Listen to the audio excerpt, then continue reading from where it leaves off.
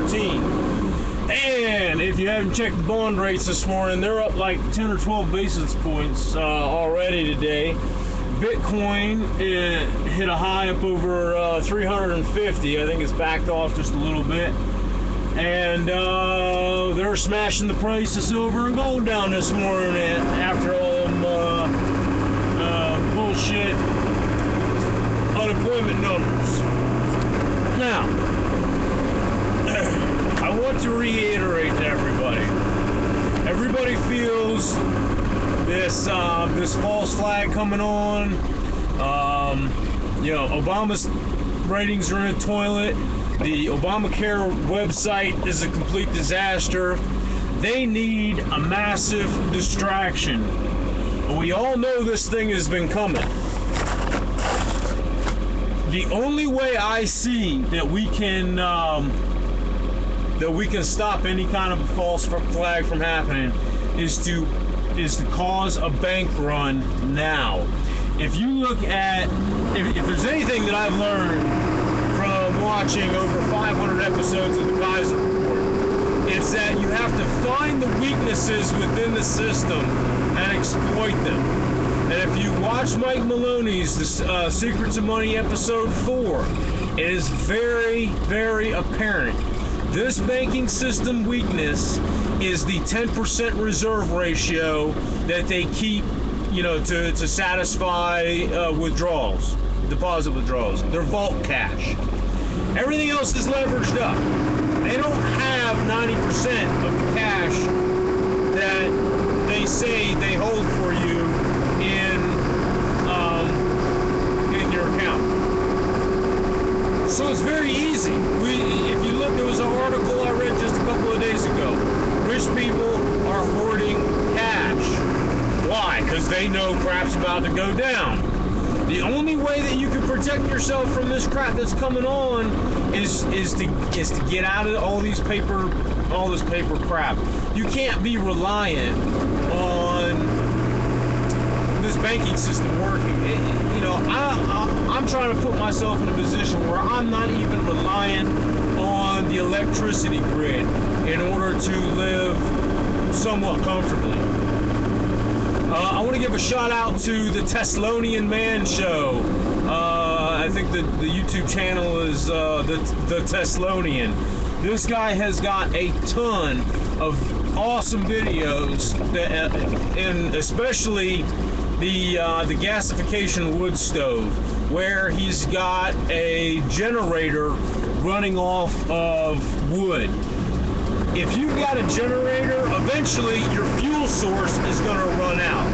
But if you can get it running off of wood, and there's no end to your fuel.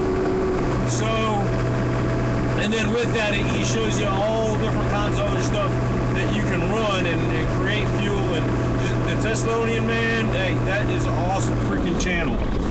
So, if there was ever a YouTube channel I'd like to download and save every single video of, just in case, shit did go down and it was unavailable, that would be the one. Now, I don't know what, most people are not going to wake up until it's already over.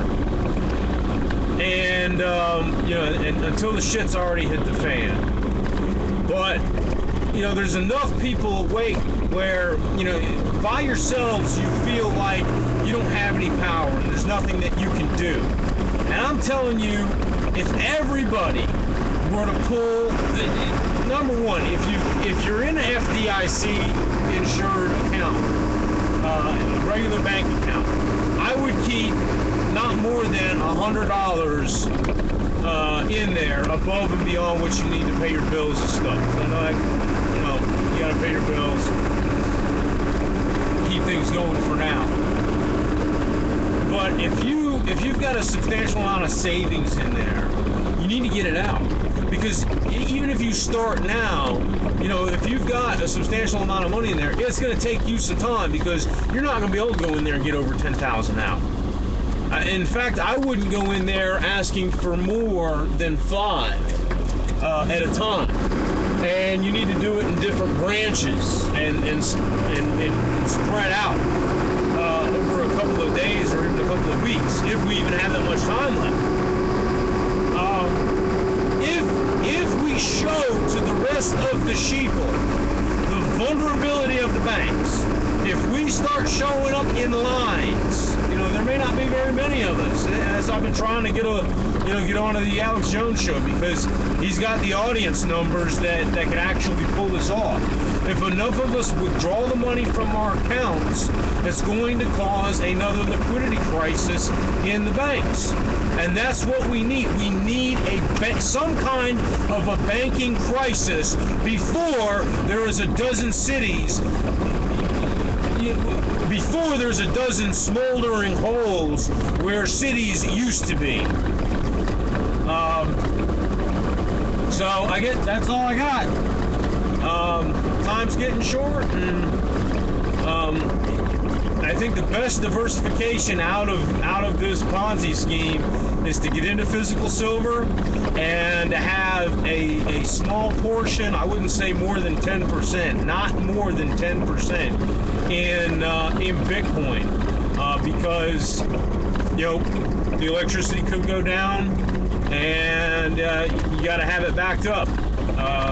Whenever it comes back online, or you might completely lose it. You've got to be prepared for that.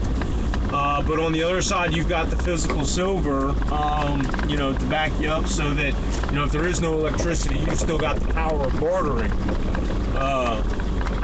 And then of course have your food and water first.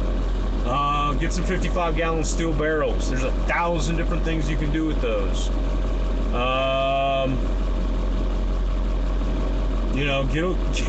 I know it's wintertime and there's no way to plant anything now, but I would order seed and go down to your garden supply place and see if you can get a discounted load of mushroom soil, just to have that ready for the springtime, because we don't know what's coming.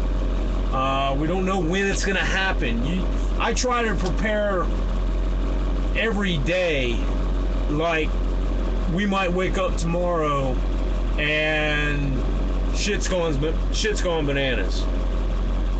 So that's the mindset I think everybody should have. There's meteor doom.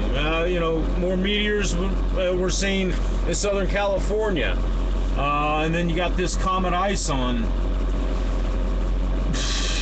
Any number of things can happen, but my main point is that we have got to expose the banks, and the way to do that is to get a bank run going. If there is a banking crisis, nobody is going to buy the official story, after a false flag, if they still attempt to do it. If there's a false flag and then they use that as the catalyst to take down the banking system, the sheep stay asleep, and it will be virtually impossible to convince people afterwards otherwise, that it's because of the banking system that they caused the computer virus or the EMP or whatever it is that takes the system down. This is a custom beanie I made. So I think I'm the only one to have one of these. There's 100 ways of spreading the word and getting people's attention.